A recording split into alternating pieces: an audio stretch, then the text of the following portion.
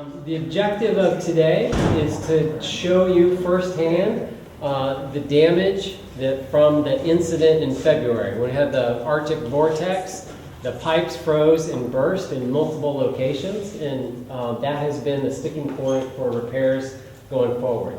The other thing, the secondary objective is this building has years of deferred maintenance. I would say neglected maintenance is probably a more proper term. So you'll see some of that. There'll be a combination. Question. Yes? Yes, have you gotten an estimate of what it costs to restore? We have an initial estimate, not a total restoration. So the initial estimate is $2.4 million, and that is just the initial assessment. Does that take in the boiler and the heat? That is not everything. I'm just asking, Yeah, is that? is not the boiler. Now, There's a new boiler in here though, right? Yeah, there's 4 boilers, 2 are working. Okay. We do not think, and Matthew could probably speak to this better than I could, that the boiler sustained significant damage in the Arctic vortex event. Okay. Now, we're not 100% sure of that because we haven't been able to test the system. What happened in February, the pipes froze. It was sub-zero temperatures for a number of days. The pipes froze and they started to burst. Turn off the system, repair those pipes, turn the system back on. The next section of the pipes burst. Repair those pipes, turn the system back on. The next section of the pipes burst. That just repeated itself. The underlying problem, taking you all, more than you know. Right on target, right on target. All of the pipes are original. So 90-plus-year-old pipes, and they're not exposed, so they're hard to get to. So as they're repaired and strengthened, the next section, which is weak, will be the next to burst. And that's where we had to stop. A lot of this building is not utilized, partitioned off. But to have the heat on, it has to go to the entire structure. There's no partitioning of the heat. It wasn't built that way back in the day. A new building, you could partition the heat as you partition the building. So one of the ideas was just partition off the heating system to the section of the building that's used. But that's not an option because it's all or nothing. I have a question. Is it the boilers or the pipes? Is the one that's down? The pipes.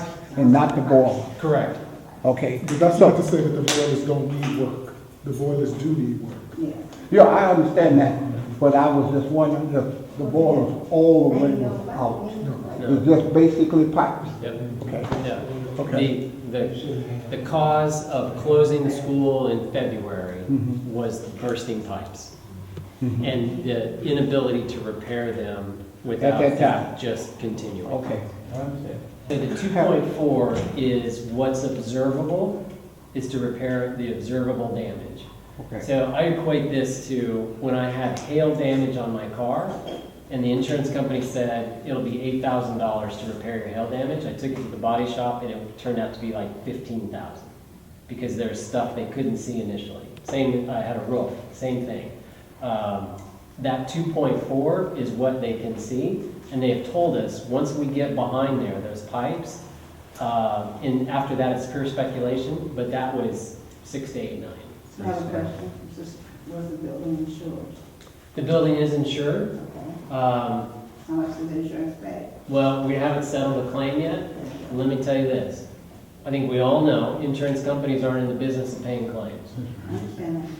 So They will. they'll pay something. The biggest challenge from the insurance standpoint is there was, I don't know the proper building term, pre-existing condition in human terms. The condition of the building, and the insurance company is doing everything they can to separate what happened in February as opposed to the condition of the building prior to February. They will not cover that entire building repair. You have an attorney? That's We right do have an there. I'm going out of the building now. I can't take it. So with that said, I'm gonna start the tour. We're gonna start at the boiler room. I'll show you where the source of the heat and everything starts, and then you can discuss where the pipes go, and then I'll take you to the areas where the damage was. Okay? So currently, these 2 boilers are not working.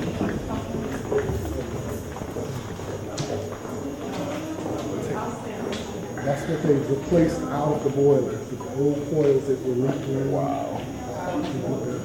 fire retardant doors that were breached, compromised. So these first two boilers are inoperable. From what I've been told, the whole time I was here last year, these boilers never worked. They kind of took pieces and parts from these two boilers to get these two boilers to support the whole building. These are the two boilers that support the whole building. They replaced coils. These are the old coils that used to be in the boilers, the old doors with the asbestos protecting that were damaged and need to be replaced. So this feeds the entire system.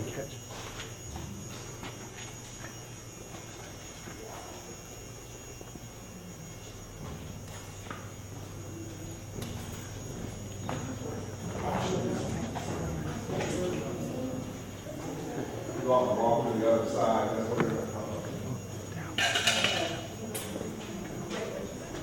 They're gonna come up to the other side. These are the pumps that feed the system. We just recently, last year, we had the company came out free of charge and they put on insulation, pipe insulation, to all the pipes that they could do prior to the polar vortex. But of course, if you don't get the ones that are throughout the building, there are other pipes break associated with water.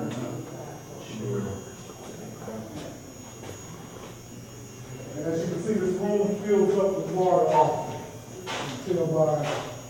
Well, they're at the bottom of the line, so it's easy for them to continuously leak.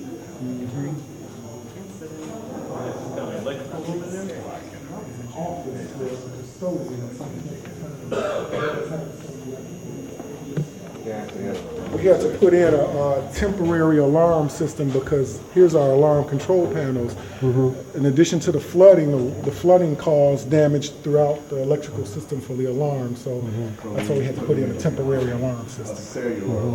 But that would be Were there any breaks in the lines up in here? not in here, no, because they insulated these pipes just recently. Right.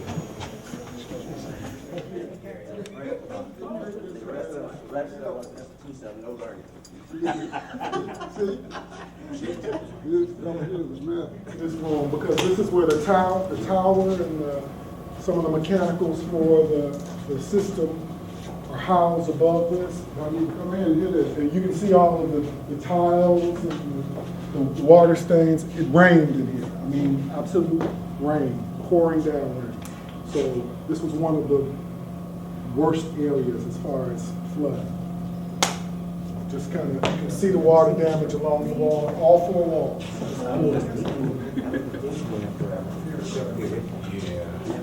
But I also. You work here? Kicks the heat up in the univents, disperse the heat throughout the classrooms. Most of the univents throughout the building are cracked because water built up, froze, and cracked inside the coils. So all of the univents need to be replaced. So I'll show you what those are next. So here's the univent. These are the units in mostly every classroom, every office that disperse the heat. The coils were filled with water during the polar vortex and they cracked. And so the one directly above is what caused all this damage. So you have the trickle effect. Water runs down and around. So this is the result. And so the pipes that are so difficult to track are in the wall. So the plumbing company came out and they were given the task to map the pipe. They were like, that's impossible. We'd have to tear every wall down. They said there were pipes that went into walls, they would go around the other side and they didn't come out. So they either went up or down. This basement, this sub-basement floods to about the stairs, 2 or 3 stairs up. And that can be not just due to the boiler, but just building conditions.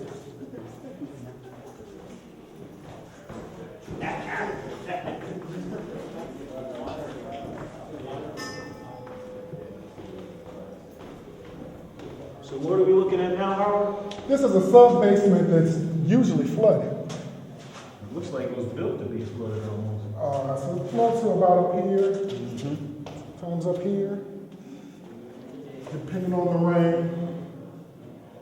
prior to the polar vortex, they scrapped them for parts. Sure. So the areas that weren't being used, they recycled the parts for areas to be used. So when's the last time this place was used? Just out of curiosity, it looks like yesterday Get a or? picture of this.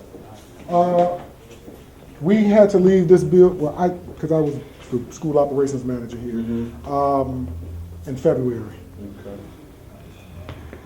So here's a classic example of trying to trace the pipe throughout the building to repair it and to map out the piping. This is what the plumbers were faced with. So you can take a look in there and see how not easy it is.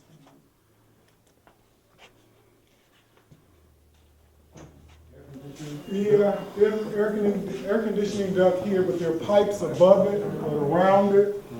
So during the worst of it all, we had an ice pillar from the ceiling to this tabletop. Because it was just pouring down water in here. Still got tiles and stuff all over the floor. Again, more pipes behind walls that they traced.